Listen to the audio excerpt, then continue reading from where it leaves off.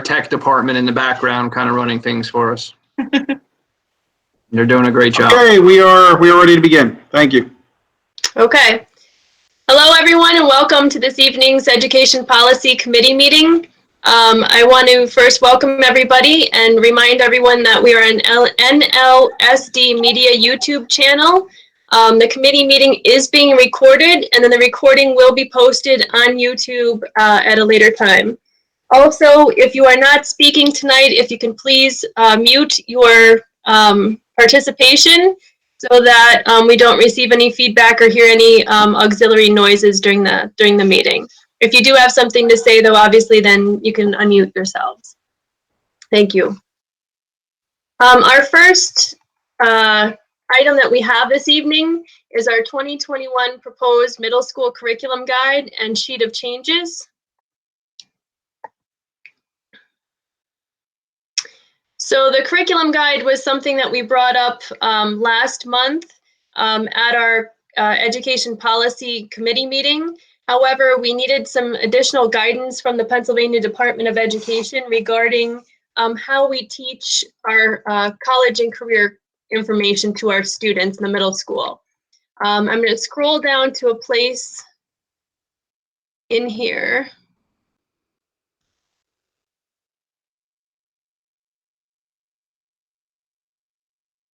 To our flex period. Essentially, during our flex period, which happens in the morning, we have all of our content area teachers and our specials teachers that help and assist students with their college and career readiness evidence. That's something that we use the platform Zello to do. And we needed guidance as to who can teach that, what certificate allows a teacher to teach in that content area or in that area. And the information that we received from the Pennsylvania Department of Education Bureau of School Leadership and Teacher Quality was any instructional 1 or 2 certificated person can teach a career class. So right now, the way that we are handling that works and is permitted by PDE. So we're going to continue to do it in that fashion. So that was really the only reason that we delayed this a month to going to the school board. If we were to teach a career education and college prep assistance, that falls under the umbrella of our school counselor or sometimes our business department, depending on the content of that course. So I just wanted to draw your attention to that at this time. Is Jill in the meeting yet?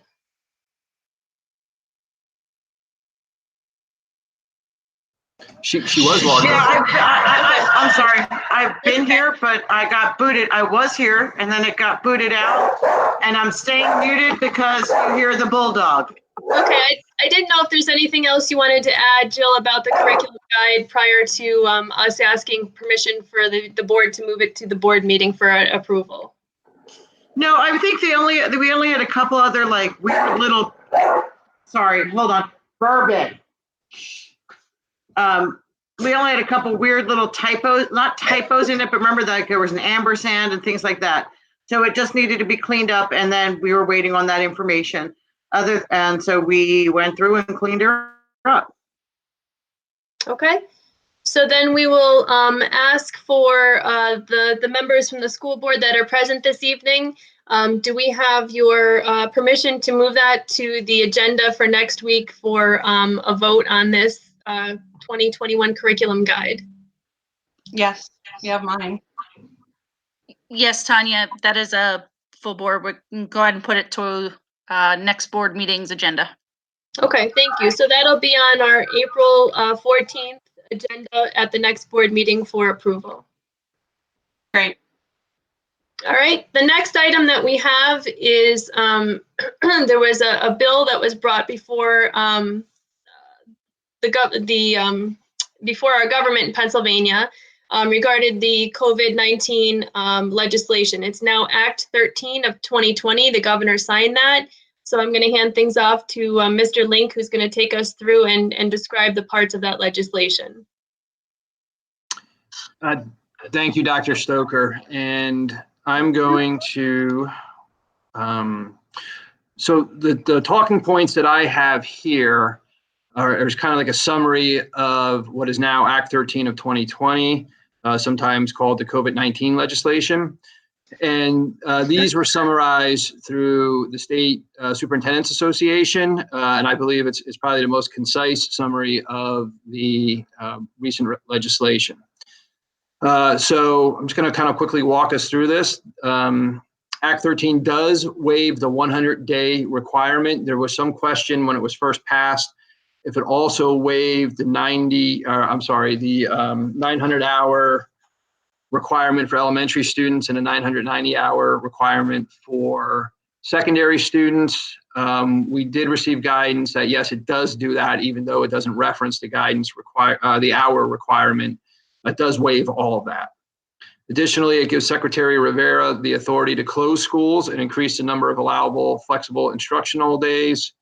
You remember that we did not apply for those like most school districts across the Commonwealth. Initially, that thought was mostly centered on inclement weather days. We only had about a 3-week window to get the application in. They did reopen that for the current school year. However, we decided not to apply for it because they're waiving the days regardless. However, it's something that as this progresses and we go into the new calendar year, we can discuss with the school board if we do want to apply for those flexible instructional days for the next school year, whether it's for something like this or just our traditional inclement weather days. Additionally, it gave the Secretary of Education the authority to cancel the state assessments and seek a waiver from the U.S. Department of Education for testing compliance with the Every Student Succeeds Act. We did already receive this. Secretary Rivera and his team did apply to the U.S. Department of Education, and Pennsylvania has been approved. It also waives the minimum hours for CTEs or career and technical education schools like LCTI.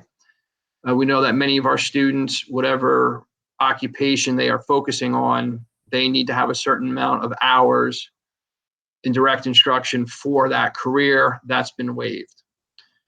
Also waived the requirement to use performance data on employee evaluations simply because we're not going to have all that performance data.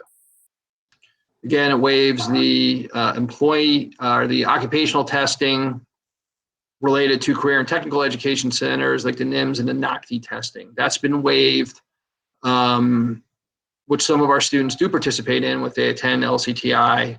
Also been waived with the PASA, the PSSA, assessments and the Keystones.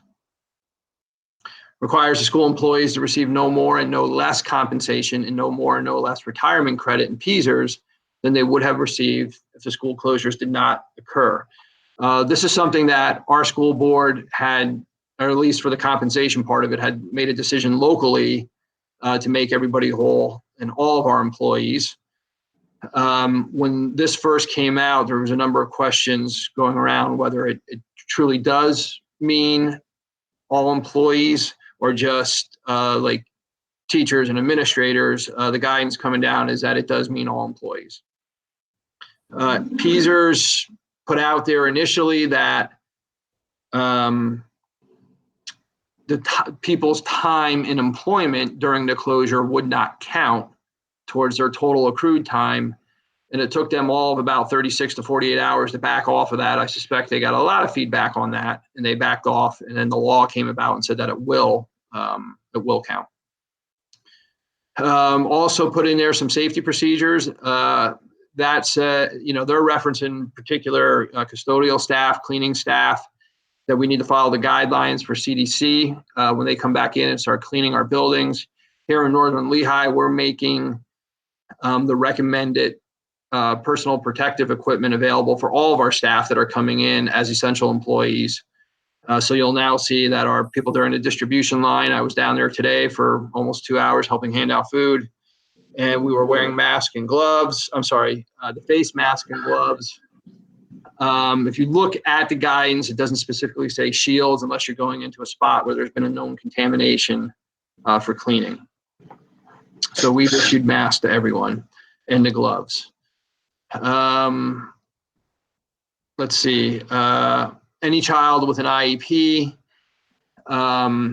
their parents or guardians should have received a letter from the school district, concerning plans to ensure that students receive a free and appropriate public education. That good faith effort letter, I believe ours went out in the mail. I want to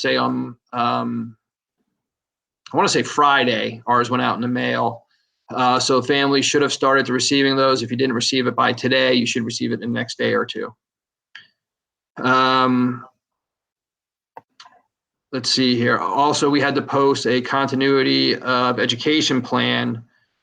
We did that. Our team really got out ahead of this and developed a plan. Once we received the template to put the plan into, we did that. It's been posted on our website, shared with our community, and sent to submitted to PDE. We actually had to wait for them to put up the email address where we should submit it to. But once that was made available, it was submitted that evening. We have to continue to pay charter school payments only for those students enrolled prior to March 13th. And then once they reopen, they can start taking new enrollees, and we have to pay for them from whatever that reopen date is for students moving forward. Extended the PILS requirement. This is the professional development requirement for administrators, kind of like Act 48 for teachers. Also received an additional year to fill for that window. Like each employee, each administrator has a window of time to complete that requirement. They gave us an additional year. Allows LEAs to apply for waivers to PDE for issues not covered under what was State Bill 751, now Act 13. We're starting to discuss that in our superintendents groups at a local level and at a state level as to what any of those applications and waivers may look like. Also allows us to renegotiate our transportation contracts if we use a bus company, which we do. Last Friday, our Director of Operations and Transportation office, the business office, Dr. Stoker and myself engaged in a phone call with the owner of our transportation company and his business team. We started that conversation of what may be a fair, kind of a win-win for both of us. This has to do with whether it's more beneficial to the district for us to actually continue paying them through the shutdown, so we continue to get our 100% of our subsidy for this school year, which we would receive next school year. So really it comes down to a math problem. Is it more cost effective for us not to pay them and then take a hit on our subsidy for next year, or to pay them in full, but then still get 100% of our subsidy next year? We're working through those numbers right now with our transportation company. Hopefully we'll have enough information to bring to the finance committee Wednesday evening, and then potentially to make a decision at the April 14th school board meeting. And then finally, it requires LEAs to continue to pay private residential rehabilitative institutions. This would be for any district that has a student placed in one of these providers at a residential cost, only because they can't shut down. Those children have to stay there, and they have to continue to provide services to that type of institution. So that's a summary of Act 13. It's critically important to school districts, any public school entity right now, as we continue to work through the school closures. It gives us a lot of guidance, and PDE continues to send us guidance, usually a few times a week. In fact, Secretary Rivera sent an email out to all the superintendents last night at 9:38 p.m. Concerning graduation requirements, which we will be looking at as an administrative team tomorrow morning. So hopefully we have some updates on that throughout this week. Any questions on this?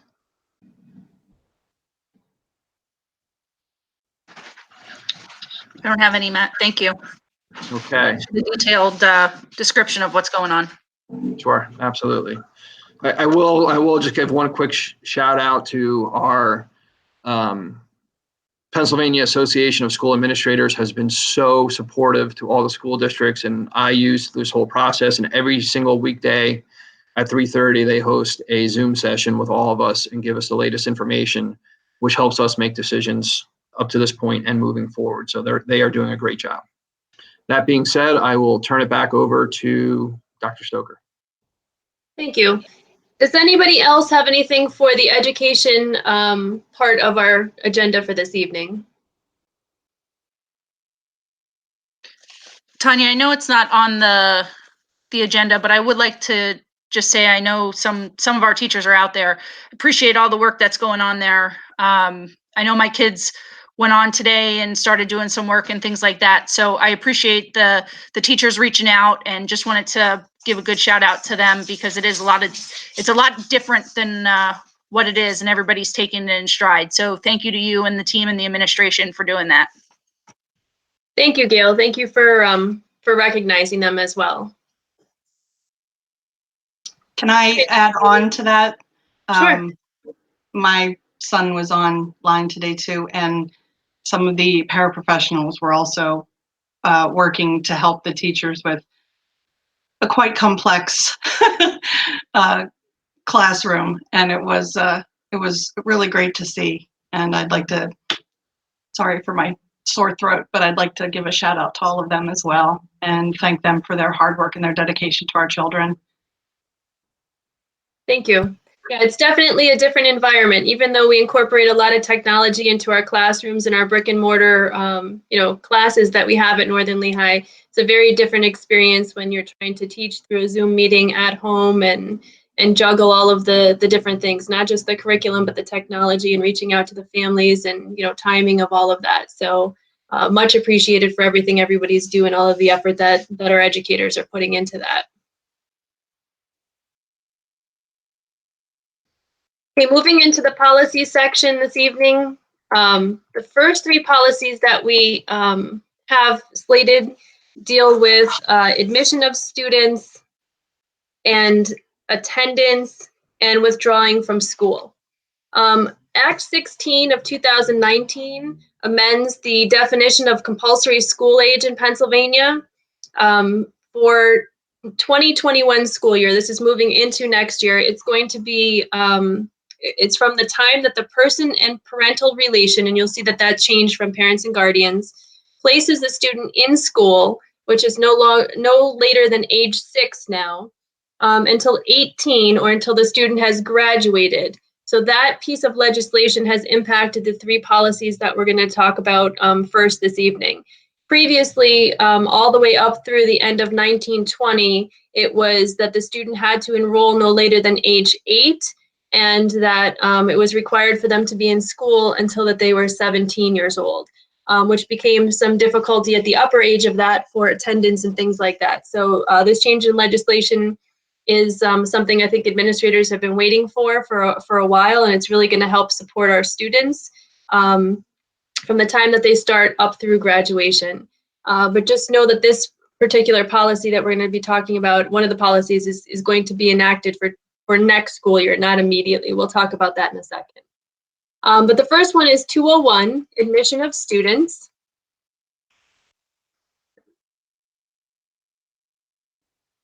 The first section of authority just essentially reestablishes that we're talking about first grade and kindergarten and the starting ages in those two specific grade levels. It starts with first grade, so it's a little bit backwards, but it starts with first grade. And in first grade, the student requirements within the state is that they, the state, not less than 5 years, 7 months prior to September 1st. So that's the requirement for students entering first grade. So what happened with this policy is when PSBA rewrote it and gave us guidance, they essentially left a blank and said for us to put in the dates or the ages that we feel would be appropriate as long as they're within the law. So the board establishes the district's entry age for beginners as 6 years, 0 months by September 1st in accordance with the state law regulations for first grade. And then if you look a little bit further down, we're going to talk about kindergarten. The rule for kindergarten is that they cannot be less than 4 years, 0 months, or more than 5 years, 6 months by September 1st. And you'll see that at the bottom of this in yellow. That gives the information of the ranges that we have to stay in. We've kept this the same as what our policy was previously. And we said that the board establishes the district's entry age for kindergarten as 5 years and 0 months as of September 1st in accordance with state law and regulations. So we're looking to keep this very similar to what we had in the past, but just knowing that the compulsory attendance age for students is now 6 through 18 instead of previous, which was 8 to 17. Any questions on admission of students? Tanya, could you scroll down just a little bit between where first grade ends and kindergarten starts? So it says the board can admit a beginner to first grade at 5 years old and then kindergarten. Okay. So I was just trying to read them as you were moving. Sorry. Sure, no problem. So now a student, if approved by the superintendent psychologist, goes through all of that, they can start first grade now at the age of 5, just as if they were to start kindergarten at the age of 5. Is that how I'm reading that?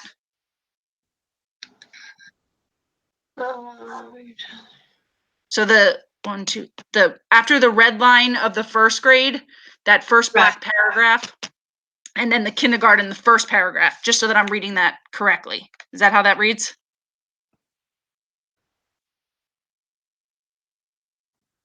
That's my interpretation of Yes. it. Okay. Thank you. And that's where we do lean on, our school psychologists to work with us to do like a kindergarten or really a school entry readiness test. I would not typically recommend a 5-year-old going right into first grade. That was, I guess, where I was making sure we had the right ages in there. But it sounds like we do. So, all right. And I may have to check on that. That may be 5 years, 7 months, because the minimum for first grade is 5 years, 7 months. So we may have to adjust that. Okay. That may have just been an oversight. I'll check on that when I can revisit the policy part. Thanks, Dr. Stoker. Okay, good catch. Thank you. Dr. Stoker? Yep. I heard when you were discussing the guidelines, you mentioned something about registered by someone of parental relation. Correct. So PSBA has changed the title of parent or guardian to that language, and you'll see that throughout the 3 policies that we're going to talk about. Okay. Thank you. Mm-hmm.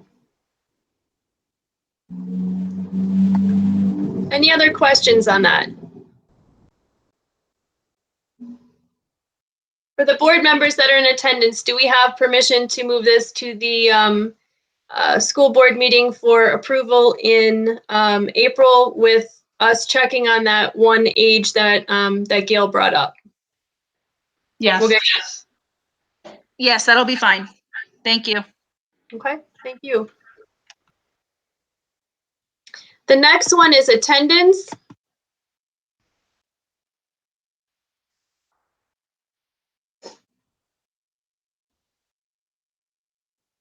And this is where the majority of those changes really took place. We pulled up the other 2 policies because we figured that they would be impacted as well, but this is where you're really going to see a greater impact. This is also the one we talked about. It will be effective in the year 2021. So we're waiting till the end of this school year to do it, knowing that it will impact next school year. I want to thank all of the principals and Mrs. Dada and everybody that looked at this policy that deals with attendance issues. Specifically, Mr. Hauser really took a good look at this policy for a lot of what he's dealing with as our assistant secondary principal, because he spends a lot of time dealing with students and going into truancy court and things of that nature. So we did take a good look at this policy. We have PSBA recommendations in here, but also some recommendations that come from Northern Lehigh as well.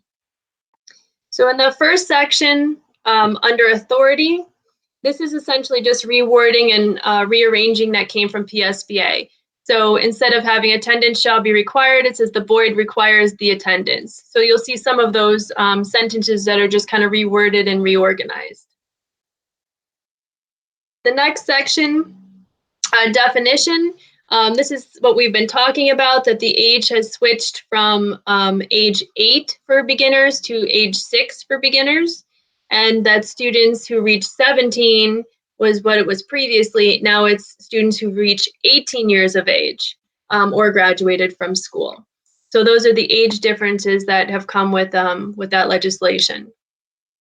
The next one that we have is an unexcused absence, and this is something that came from our Northern Lehigh recommendations. Throughout this, you'll see definition, or you'll see examples of an unexcused absence, and you'll see referrals regarding unexcused absences, but you never specifically see a definition of the unexcused absence. So we put a definition in here to kind of highlight that prior to getting into the policy. If we scroll down, you'll see a lot of changes throughout here that say child, and child is now changed to student.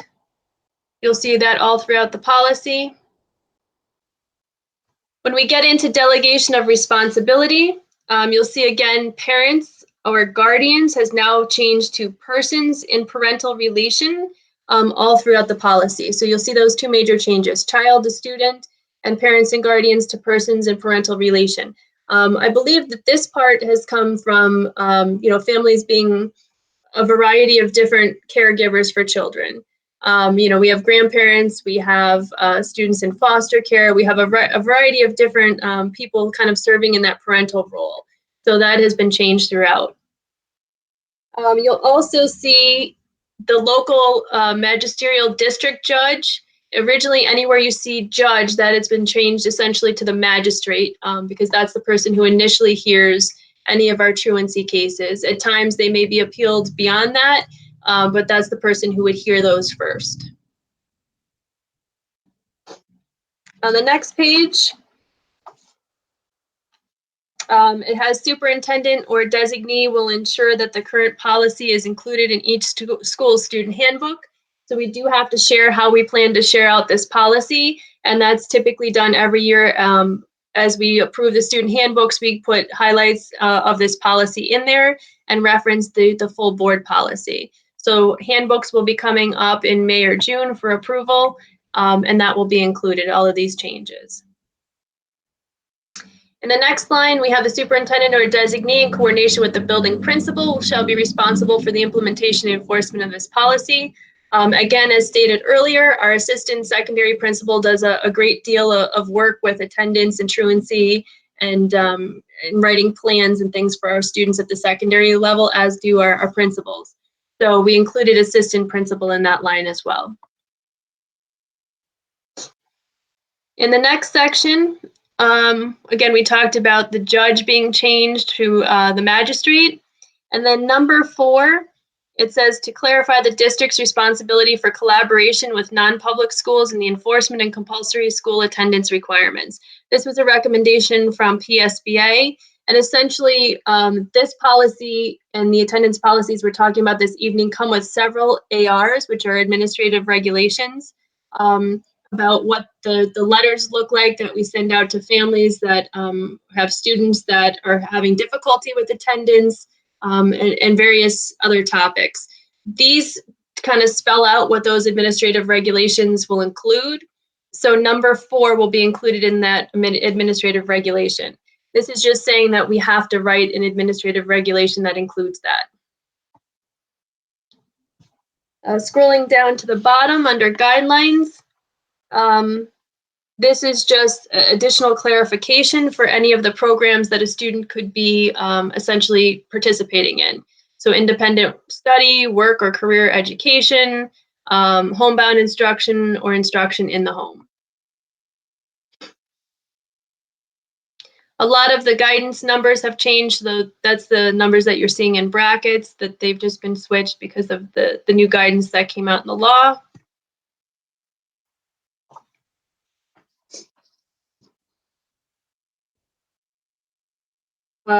Number 6 is just essentially, again, some sentence structure changes there. Number 7 clarified regularly engaged and what that actually means. So students who are 16 years of age and engaged in useful and lawful employment during the school session and holding a valid employment certificate are able to withdraw from school. And what does regularly engaged mean? It means 35 or more hours per week of employment. So that's been clarified. On the next page, number 9 deals with veterans organizations and that it would be okay for students to participate in, shall be excused to participate in veteran-related performances, like any kind of national veterans organizations, like a VFW or something of that nature. If they're participating in there, that's something we can consider an excused absence.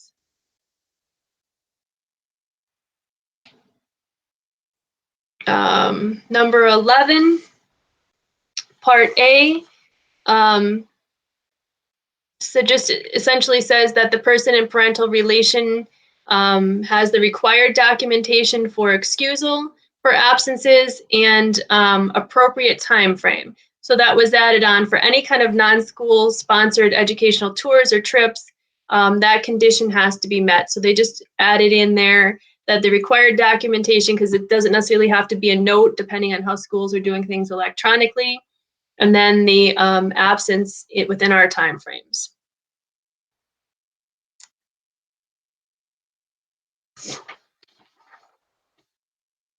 On the top of the next page, number 13, talks about students who are experiencing homelessness or are in foster care. A lot of the laws changed recently to incorporate students in those circumstances, so this is reflective of that. A lot of these are just changing parents and guardians.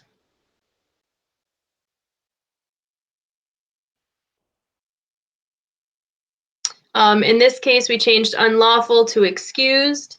We added the heading of mandated attendance status so we can understand what mandation means. The next one deals with tardies. So late arrivals or tardies to school shall be deemed unlawful or unexcused in the same manner as full absences. If a student accrues enough cumulative tardy minutes to equal a full instructional day, an unlawful or unexcused absence shall be recorded. So we really do get down into how many minutes a student has been absent and then, or tardy, and then those tardies can add up to a full day. So when we do file with the magistrate or we're talking about how many days of school a student has missed, that becomes a total, running total for students and how many days. We can use those minutes to add up.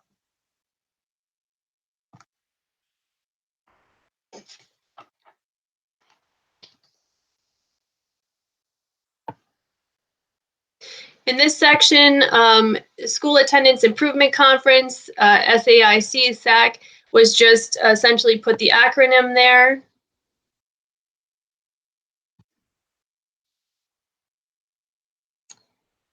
This paragraph at the top of the page talks about that School Attendance Improvement Conference, that once it has to be held, and then if we have 6 more absences that are unexcused for that student, then the district can take further legal action. So we have to make sure that we're holding that conference, giving the administrators, family, any outside agencies the ability to meet, talk about, the student and what we can do to improve attendance before we file on them again.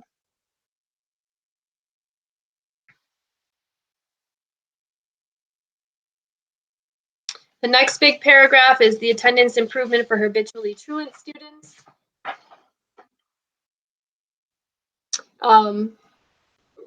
We put in here, this was, I believe, a local recommendation where we wanted to just say what habitually truant meant, so that when we use these terms that the families understand that.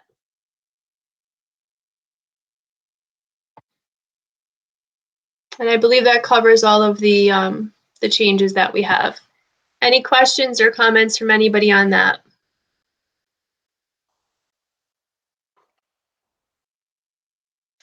Nope, I think we're good. That was the board approval for April. Okay, thank you very much. So we'll put that on the board agenda for first reading in April. The next policy, 208, deals with withdrawing students from school. So we started them, we're making sure that they're attending, and now this is what if they want to withdraw from school.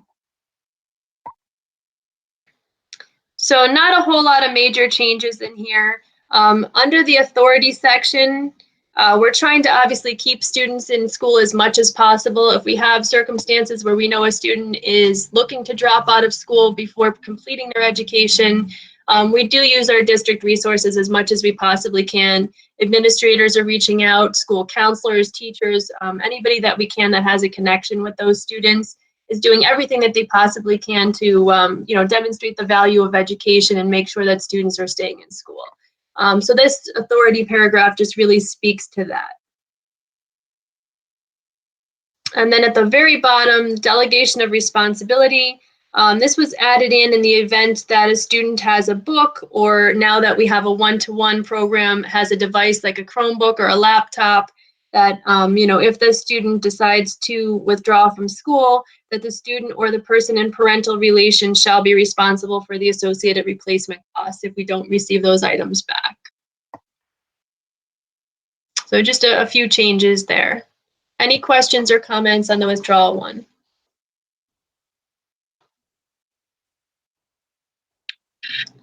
Michelle, you good?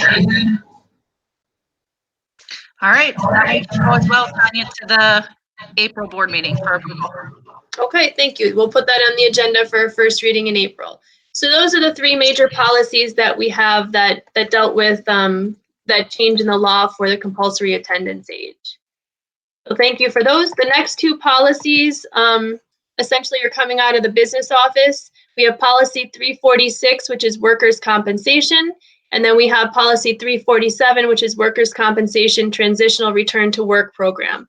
For those two policies, Mrs. Molatoris is going to take us through those. Good evening, everyone. So we have had, we're going to start with policy number 346. Just a little change to this policy.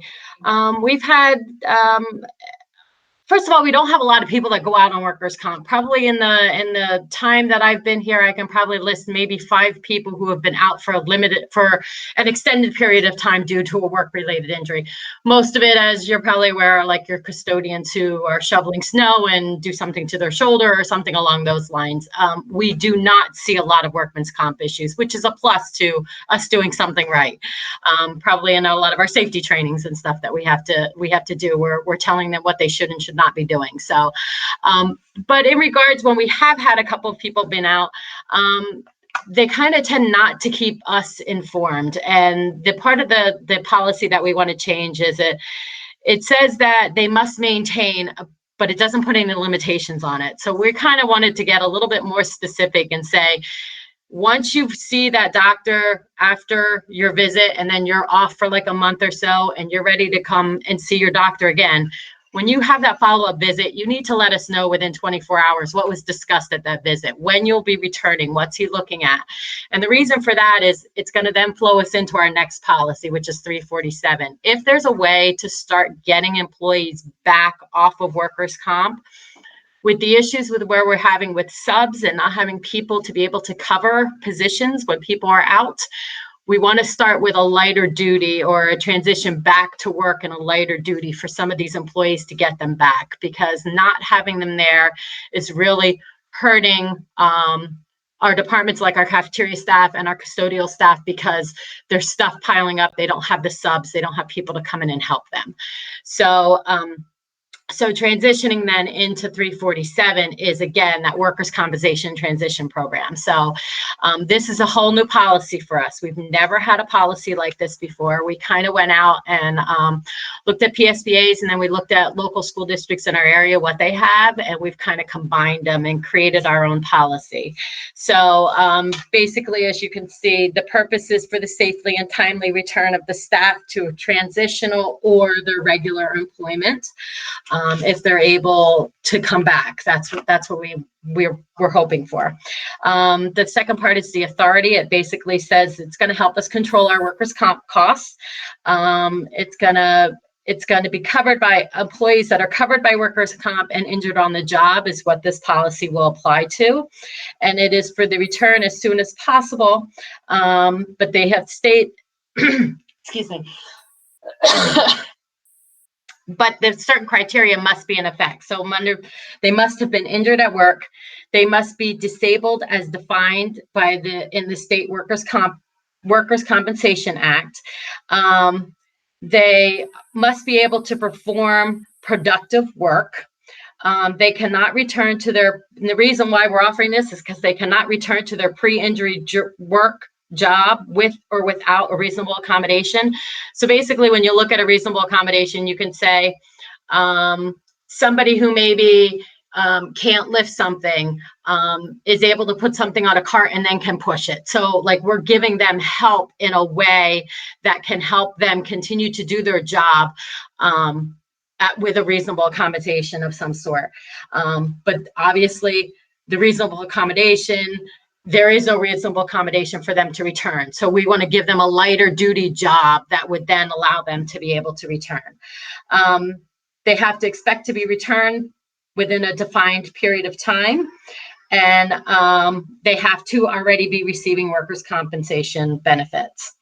The second part, or the lower part of that then says that this policy will not apply to them if they cannot perform an assigned lighter duty and an employee is unable to return to their pre-injury work job within a reasonable amount of time. Talking about the delegations of responsibilities, that basically is saying that the superintendent or its designee shall establish the administrative regulations associated with this policy. And it also talks about training of staff. So for those people like myself who will end up sitting down with that employee and saying, let's start an interaction between the two of us. Let me see what you can do. What do you feel you can do? What are your later duties? What are your restrictions? And then I also can bring in their immediate supervisor so we can all open up with open dialogue on what they feel they can do. And then at that point in time, we are saying that these people who are meeting with the employee will be trained on things like workers' comp, things like the ADA, stuff that we're making sure we don't violate any of the federal or state laws as it applies to disabilities.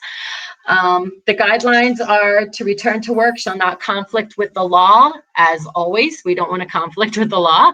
And then the last paragraph is basically that the essential functions of the job cannot not be eliminated. The lighter duty jobs are intended as a traditional opportunity for them to transition back to a work environment.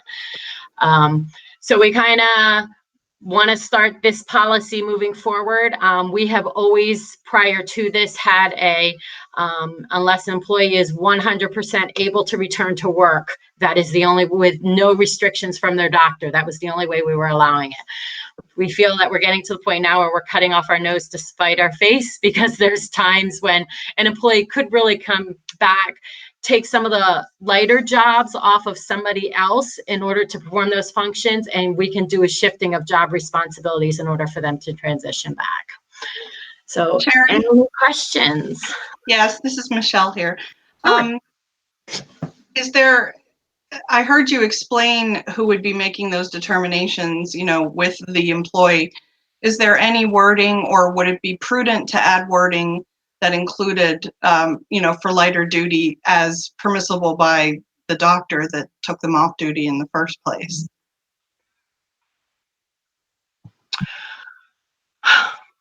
It's a good question.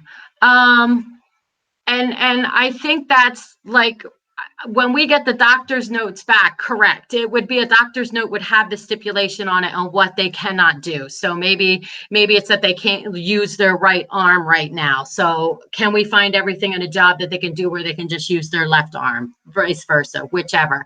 But that would be stipulated on the doctor's note when the doctor would say they can return, but it always says, but has limited restrictions and cannot do this, can't lift maybe more than 10 pounds, can't, and normally there is also a time period on that. So it'll be like, cannot lift 10 pounds until the next visit, which is scheduled for March 18th. Just throwing a date out there. So basically then that gives me the timeline that I'm looking for in this too, where I can offer the lady duty, because I'm saying within 2 weeks, I know she's going to go back to the doctor. As long as everything's okay, they're probably going to release her to return back to work. So they are stipulated on the doctor's note. And you're right, I would not allow them back unless I had a doctor's note that actually told me exactly what was the restriction. Yeah. Is there wording included in So I there? think I think that's a good idea, Mrs. Martineau, and really that triggers what we call the interactive process with these employees. And I think maybe under delegation of responsibility, we can add something for I just lost it. Hold on. The superintendent or designee shall determine if a lighter duty job will be offered to an eligible employee, taking into consideration the employee's primary care physician's recommendations. Yeah. Great. That That would satisfy my concern. Yep. And I think, like Mrs. Molitor said, we are doing that. We should probably just memorialize it here in this policy. Correct. Of course, yeah. So does anybody remember what I just said there? Taking into consideration. I'm writing it down as you're speaking. Thank you, Dr. Stoker. Okay. Thank you So very much. can I just ask this is Gail, just a real quick question on that. So I'm okay a little bit with the policy. I'm just thinking outside of the box. Today we have our teachers who are working from home, sitting and doing what we're doing on a daily basis. What if it happened to be a teacher and today they're in a situation that they can work at home? However, two weeks from now, the schools reopen and the teacher can't really be on their feet. What happens then? How does the policy affect that? Well, I would say at that point in time, it would again be an interactive process. So they would need to have a note from their doctor that they have to they can't, and a doctor's note would, because we've had this situation, believe it or not too long ago, it would say has to have periodic breaks. So must be required to sit X number of hours a day and then get up and walk around for 10 minutes and come back to a seat. And yeah, that's going to be something that then Dr. Stoker and Mr. Link would have to talk to the employee about what that would look like in the classroom then. So if we allow the individual back based on this 347 policy, and the doctor signs off and says you're okay to come back, and something on our side changes, does that individual need to then go back out on workman's comp, or does that individual need to go back to the doctor, or how would that transition occur? And are we getting ourselves into a situation that we might get ourselves caught? I don't know. I'm just bringing up the what ifs. Gail, do you mean that if it were to change from like being at home, if schools were to come back into session, is that what you're saying? It just happened to be an example only because that's where we are today. It was just something that came to mind. Sherry, would this be similar to the maternity leave and how that's being handled right now? Oh, you mean with you talking with the CARES Act and with them? Yeah, that we can say essentially that if you're on maternity leave, but you can work from home, that you can be released. But then if you were to, transition back and we were to have full-time school in a brick and mortar again, that would change? I would think it would probably depend on what the doctor is saying is her limitations.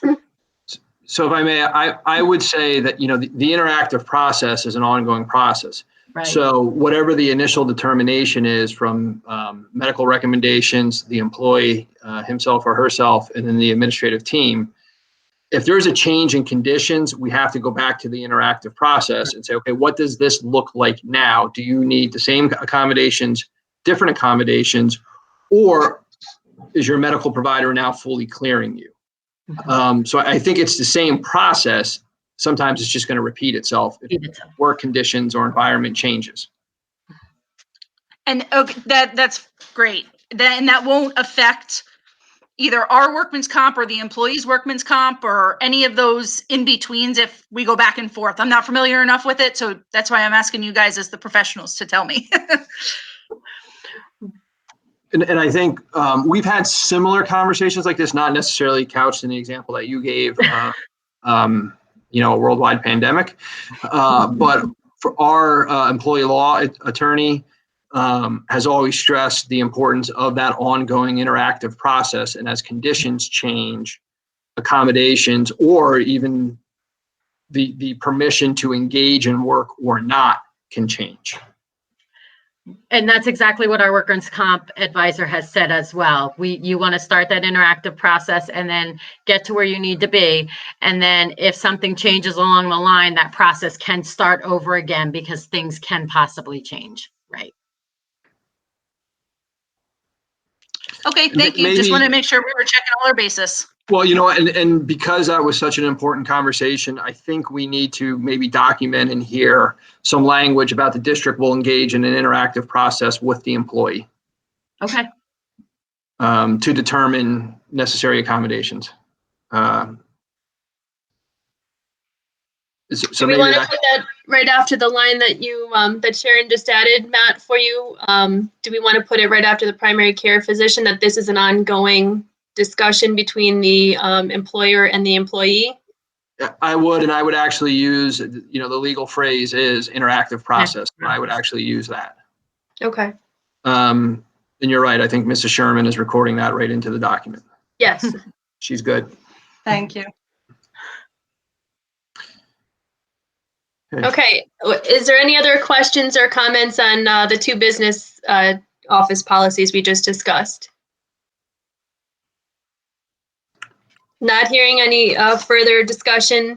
Do we have permission from the board members present to move these two policies to the board agenda for April? Michelle, you good? I'm good as long as that language is added and I see that it's being added. I would say that would be fine to add to the April meeting. Okay, thank you. Thank you. And then our last policy for this evening is Title I Parent and Family Engagement. This policy is really just being brought to our Education Policy Committee for review. We do this annually to see if there's any updates. We have a parent and family engagement policy for the district, and then we have a parent and family engagement policy for each of our school buildings that falls under Title I. And in our district, that's Slatington and Peters. Our two elementary schools fall under the Title I umbrella. So really this policy was just to look over and see if there's anything that we wanted to change. We had several different stakeholders do that, and we didn't have anything that needed to be changed. We are going to be monitored or scheduled to be monitored for federal programs in the 2021 school year, barring any changes based upon COVID-19 and some of the schools that were essentially supposed to be monitored this year. If anything changes with that timeline may change. But we're getting this policy, looked at one more time for a thorough review in preparation for next school year and also for that monitoring cycle. Any questions on this policy? Did anybody have any comments or anything that they felt needed to be added, or are we okay to say that we did all review this and we're just looking to continue with the policy as is? I was okay with continuing as is. This is Gail. I'm okay with it too, Michelle. Okay. And I do know that we're doing some really great things in our two elementary centers. Mr. Schneiderite and Mr. Pine are doing pretty much monthly, not right now, but pretty much monthly family engagement meetings. And there's been some great feedback, some great content, some great discussions between our principals and with our stakeholders and families in the community. So our building policies may change based upon some of those extra things that they've been doing and really reaching out to our families. So we may see changes in those, but our LEA policy is going to stay the same for next year. Okay, so if the board members, are we okay to move this one to the April agenda for the board meeting for just essentially saying that we reviewed it and we're only looking to change our revised date and say that we're continuing with the policy as is? Yes, that's fine. Yes, Okay, thank you. thank you. That's the last policy that we have slated for this evening. Does anyone have anything else other for discussion under policy for education policy tonight? This is Gary, and I think you did an excellent job. I know this is a hard time to do things like this, but it went very well today, and I want to thank everybody for coming on. Thank you, Mr. Fedorcha. Thank you, One final thing I will say under policy is we are getting a lot of policies that need to be reviewed and PSBA regulations and recommendations coming out because of the COVID-19. So we are continuing to look at all of those policies, and we'll be bringing those back to Ed Policy or to the board as is required, because we want to make sure that we're working within our regulations, even in the school shutdowns. Good. Okay, so not hearing anything else, we're going to conclude the education policy meeting for this evening. We're going to take a 5-minute break so that we can get things up and running for our next committee meeting, which is community relations. You're going to stay on the same link. You don't need to exit. You can just stay right on. Thank you. Thank you.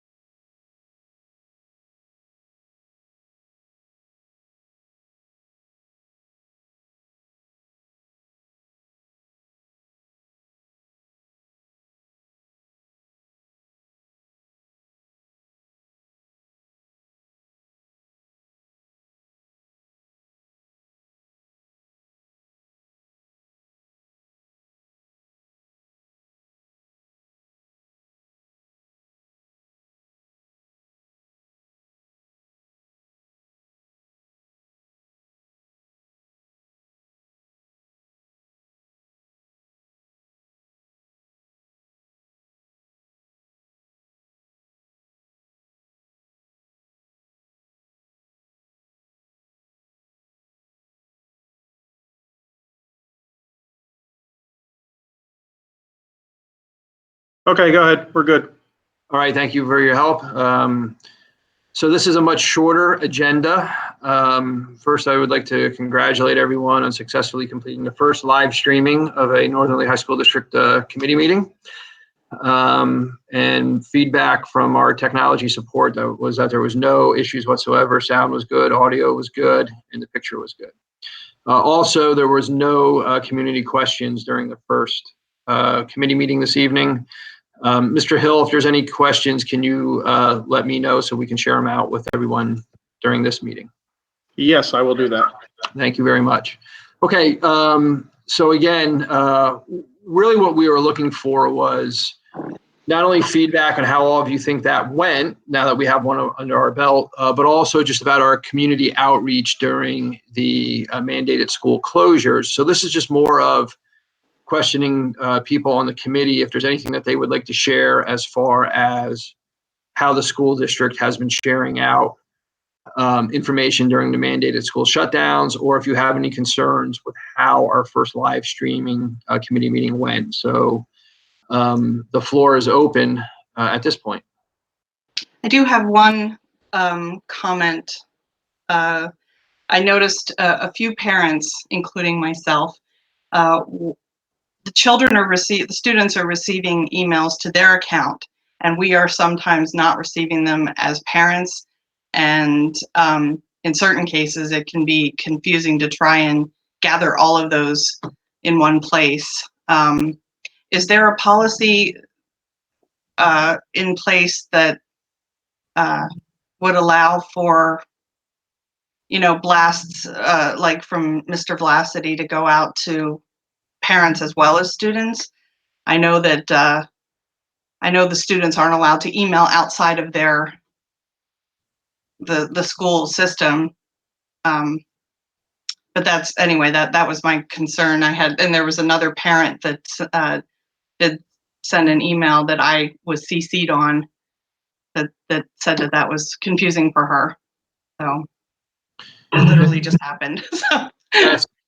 That's actually really, really good feedback. I think one of the things we can do, since we conveniently do have an administrative team meeting scheduled tomorrow at 10, we can bring that up with all of our principals and talk about what that may look like, but then also cross-reference it with any policies that we have as far as emailing students, parents, the both, and outside district network.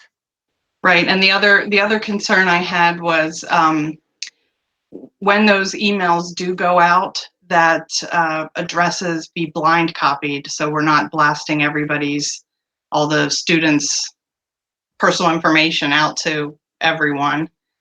Because a lot of time people aren't technically savvy and they hit reply all, and it can get really crazy, as Eric can probably tell you. Yeah, actually, I think that's a good idea. I think that's something we can probably instruct our teachers to do. Again, we'll put it on our agenda for tomorrow morning. Dr. Stoker, are you recording notes for this one? I just want to make sure we don't miss anything. She thumbs up. Okay. I was looking at the agenda screen, so I didn't see that. Yes, and I also put it in Batman for tomorrow. Very good. That's what I was referring to. Thank you. Okay, Mr. Hill or any of the building principals that are on, any thoughts on that before we discuss it tomorrow morning? No, the only thing I just want to clarify, you mean communications that is coming from teachers and principals going to the students? I just wanted to clarify that, not Correct. the Connect Ed messages. No, the messages, for example, specifically, there was one to the high school students saying how this was going to be moving forward, but the parents didn't get that. We did get something from Mr. Link that was a little different, but there was some confusion, and some of the teachers are emailing directly to the students, and I was CC'd on a message just a few minutes ago that said, can you add me to the student, because it's hard for me to keep track of all of these messages. And I thought to myself, I've been putting a system here myself to try and keep track of everything, especially, as a special education parent. And so I thought, since we were talking about it, that I would bring it up, especially since someone just messaged me. And that's exactly the type of feedback we're looking for. We may not have a resolution right away, but we'll definitely bring it to the team and see what we can do to troubleshoot Yeah. concerns like that. Yeah. Thank you. Was that Sure. clear, Mr. Hill? Yes, that was clear. Thank you. Thank you. Okay, any other thoughts as far as the flow of communication out of the district concerning all, kind of this, what we are now looking at for teaching and learning? This is Gary. I really think that everything that I see anyway coming out to the parents and to everyone else is really great. And I think you're all doing a wonderful job. And again, I just, from my aspect, I want to thank you all for all that you do and all the time you do put in. And I know all of you are putting a lot of time. Thank you, Mr. Fedorcha. That's for sure. Everyone from the teachers on up and even the support staff were, putting in time to deliver everything, but also the planning time behind the scenes is a whole new world for us. Trying to deliver to every student like this. It has been, we've had to figure out how to do a lot of new things in a very short amount of time. And so far, it seems like we're moving in the right direction. So thank you for that. And Eric, from me, I am so glad we chose you to be our tech person. You're doing a wonderful job, and I think that we're very lucky to have you. Thank you. So any concerns about the amount of the community outreach? So in other words, what we used to call the Connect Ed messages, the frequency of those, the timing of those, any concerns with that from teachers or from parents on the committee? Or here's your opportunity. I think now in all the changing times that are going on, this is the time for over communication. So this is the time that as a parent, I am looking for those communications. And I know we have the website, and I know we have the individual teachers' accounts in the class dojos and things like that. Those are great places for that information to be out. Sometimes it just is, it's really great to hear too from the administration, just as much as it's important to hear from the teachers. So I've personally liked the calls and the updates. I think the more that we get them as these trying times and changing times and all of that goes around, it really puts a strong position out there of what our district is doing and how we are kind of going through these challenging waters together. So I look forward to them. I hope there's more, and we like hearing the updates as a parent. Thank you for sharing that.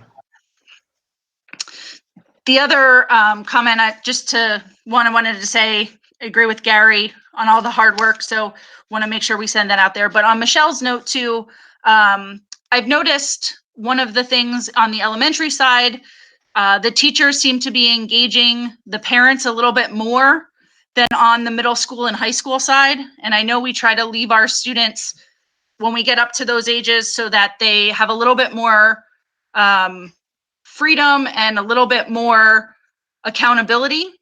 It does help when I'm able to at least go on to either a teacher's website or to see what's going on, to really make sure that when my child comes down and says, "Mom, I did all my homework already," that they really did all their homework and I know what they're talking about. So I do like how the Slatington teachers, I have a student in Slatington, how they are posting them in multiple places for a parent to go see that information. I think that's important. So I don't know if maybe in your meeting tomorrow, that's something that could be maybe added. I don't know if that would be helpful to middle school and high school parents. We can absolutely have that. That's an important part of the conversation tomorrow morning. We need all the parents and guardians, or as the new policies would say, people in parental relations. We need to be strong partners with them. We need their support in this new environment that we're trying to educate students in. So yeah, we will absolutely make that part of the conversation. it definitely makes it more difficult when you have working parents trying to balance parents who are working in our own working schedules and then our students to make sure that they're doing what they're supposed to stay on track to it. It gives us a little bit of help. Sure. Absolutely. Thank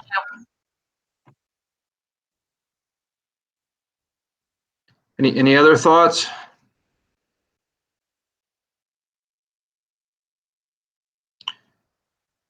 Okay, hearing none. Mrs. Martineau, is there anything else that you would like to bring to the conversation this evening? No, I think I covered everything. Again, just to reiterate that we're very grateful and we see you. Matt, this is Gary. How lunch wise, how are we doing? Are our numbers going up, or are they kind of now staying pretty solid? So that's a good question, Mr. Fedorcha. They've been steady, hovering right around 520 meals served per day. However, this morning, let me check the data because I get an update every afternoon. This morning, it was a little bit lighter. It was only 460 meals served today. However, we're anticipating a spike on Wednesday, knowing that Wednesday is going to be meals for Wednesday and Friday. We will not be distributing Wednesday, Thursday, and Friday. However, we are working with our food services department and that association. Many of them are saying they would like to come in on Monday, even though that's still technically spring break. None of us would feel good about having our children not have that support through the weekend and then on Monday. So Mrs. Bonnick, who is really just taking out the point on that whole system, said, you know, we have people that want to come in on Monday and serve, even though that's still technically spring break. Are we allowed to do that? And I told her we are allowed to do that. It's the right thing to do for our students. So we're going to have those children served on Monday as well. And then that'll just pick up our weekly schedule then. Okay, We pass on our gratitude to them as well. Yeah, I was going to ask what we were going to do because of the holiday. Thank you. That's kudos. I would like to share out that the generosity from our community has been just astounding.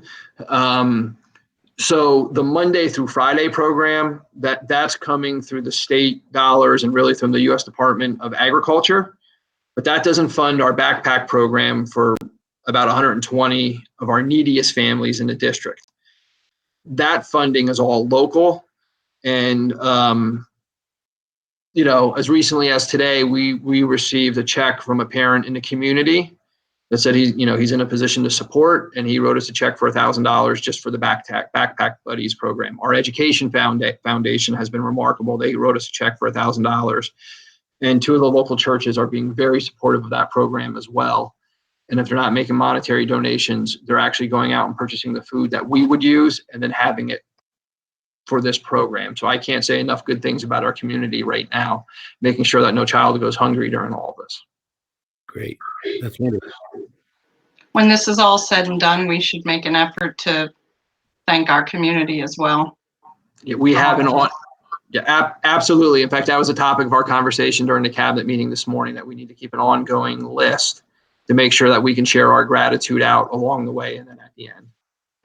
Great. Thank you. Well, Mrs. Martineau, if there's no other topics this evening. I'm ready to adjourn. Everybody. Thank you, everybody. And please, everybody, stay healthy. Yes, stay well. Thank you. All of you as well. Have a good night, everyone. Good night. Take care. Take care, everyone. Good night. Good night. Good night, everyone. Good night. Good night.